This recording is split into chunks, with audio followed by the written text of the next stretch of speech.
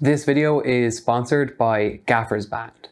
Gaffer's Band is a company that specialises in frames and textiles. They stock a huge range of rags including chroma key, diffusion, muslin, bounce, reflection, solids and scrims. They offer many sizes and strengths and are incredibly affordable whilst maintaining industry grade quality. I would like to thank them for providing me with the frame and textiles seen in this video. If you are in the market for frames or textiles, be sure to check out Gaffer's Band with the link below. Hey, what's the crack, and welcome to or back to the channel. Today we are continuing the Fundamentals of Light series. In this video, we're taking a look at how the size of a light source is relative to the distance of that source, and the impact that this can have on your cinematography. Now, we touched on this in the last video, so today we're going to take a deeper look at this concept. The textbook example of this concept is the sun. The sun is enormous, so why does it not produce soft light that casts soft shadows? Well, while the sun is indeed enormous, it is also millions of kilometers away. So from our perspective here on Earth, it's relatively a small source.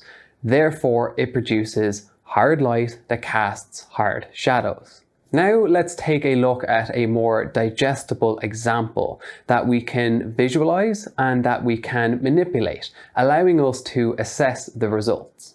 Here I have an 8x8 foot frame of unbleached muslin from Gaffer's Band, and I am shooting my light through it so that my light source is now this circle of light that is 8 foot in diameter. If I push this frame further away, it is of course still an 8x8 frame with an 8 foot diameter circle of light in it, but as you can see, it is now smaller relative to our position. If I now bring the source closer than the original position, it now appears bigger relative to our position. Now that we have visualized how the size of a light source is indeed relative to distance, what impact does this have on your cinematography? Well, as we discussed in the previous episode, the size of a light source will determine the quality of light, i.e. how hard or soft it is, and therefore how hard or soft the shadows cast by that source will be. In that video, we demonstrated this by changing the actual size of the light source. So today we will do this by using distance and relative size. Here is our demo scene lit by an 8x8 frame of unbleached muslin. As you would expect from such a large source, we get extremely soft light.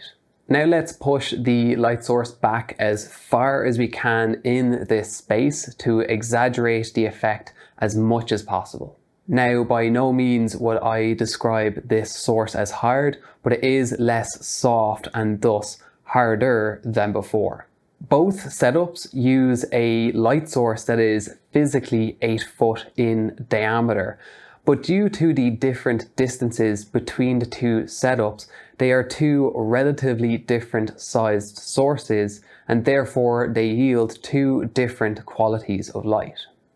For these examples, I purposefully eliminated any foreground and background separation so that this demo would show only the relative size to quality of light relationship.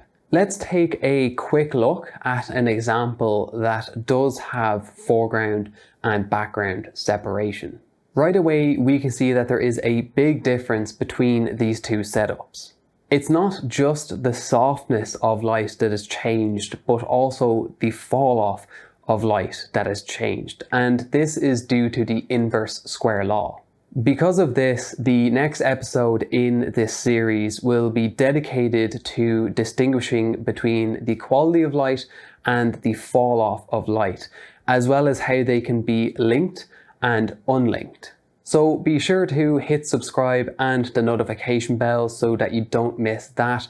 And if you found this video helpful, please do give it a thumbs up. Thank you again to this video sponsor, Gaffers Band, because without the materials that they supplied me, I would not be able to demonstrate the concepts that we're discussing in this series. And also a big thank you to the Balna Arts Centre for allowing me to film in their auditorium. Have a good one, and I'll see you in the next video. We came to fight. We came to take what was meant to be ours. There's no place to hide.